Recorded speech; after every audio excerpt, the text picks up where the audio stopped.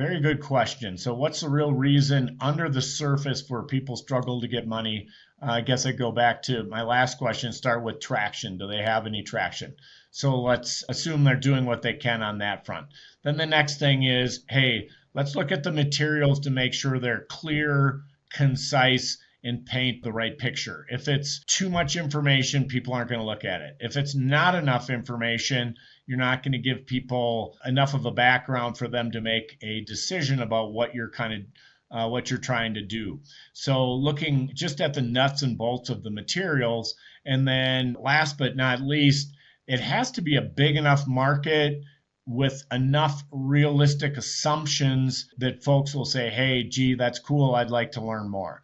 So assuming that you have done what you can to get traction, assuming that you've put the best materials you can together, then the next thing would be just to make sure that somebody who looks at your deal, looks at the key 3, 4, 5 assumptions, doesn't dismiss you because of your assumption, in other words, an unforced error, but looks at it and thinks, hey, if these folks are successful, it's going to be big enough for them to build a business, big enough for me to earn a rate of return. And then I guess lastly, I'd add realistic valuation expectations. You put out a $20 million pre-money valuation in today's market and have no traction.